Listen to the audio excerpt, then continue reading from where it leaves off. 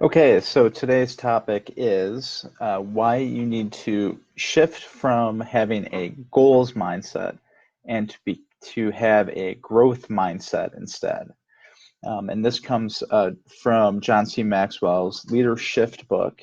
And so we're going into a new section of his book. The first section, of course, was moving from being a soloist to a conductor. And now we're moving from having a goals mindset to a growth mindset. And this is, a fairly different change from sort of what I've been talking about over the years and what a lot of people have talked about over the years.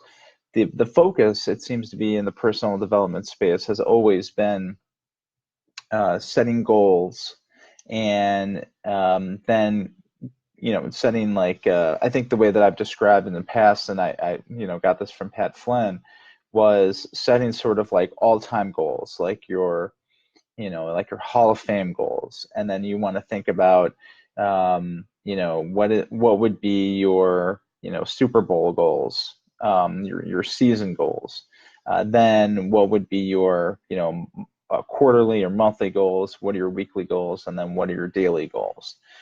So breaking it down into those, and then having tasks under each, and sort of working back. So if we're going to, be in the Hall of Fame, or want to get to the Hall of Fame, let's say as a football player, what would you have to do, every year? What would you have to do, on a monthly basis, a weekly basis, daily basis to prepare yourself to get there?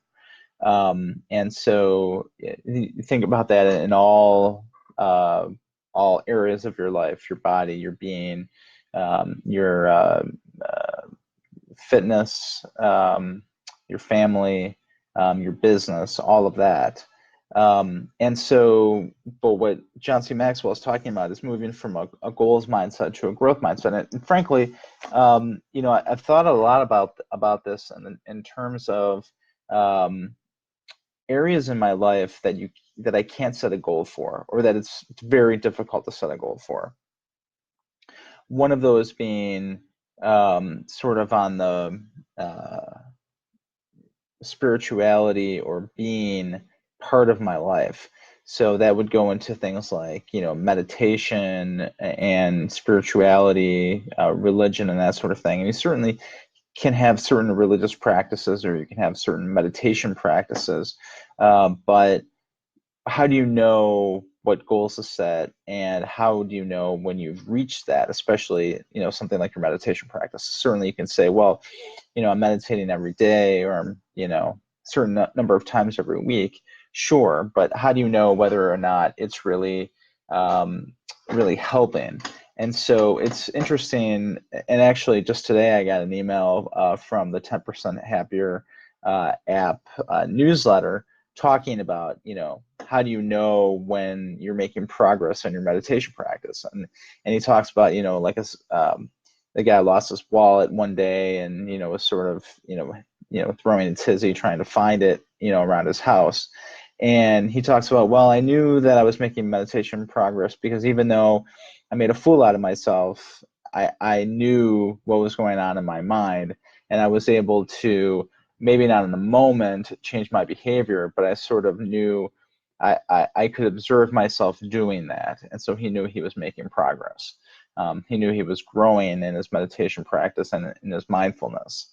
And so, same thing I think about with my fitness. I've been going, pretty strong this whole month, and and I have followed a diet plan for a long time, but I've added exercise practice to it recently.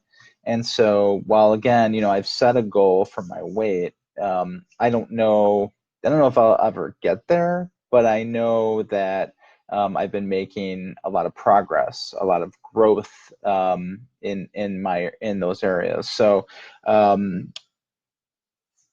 it's interesting that I sort of got that message today. And so I think what we're going to be talking about as we go forward is, how do you make that the change between setting a goal and having growth in each area of your life? And while he says goals helped him to do better, but growth helped me to become better. So in other words, there are certain practices that you can do that will allow you to reach your goals. But how do you know whether you're becoming a better person? How do you know whether you're becoming a better, father or spouse or follower of a certain, practice, that sort of thing? And you really only know that through growth.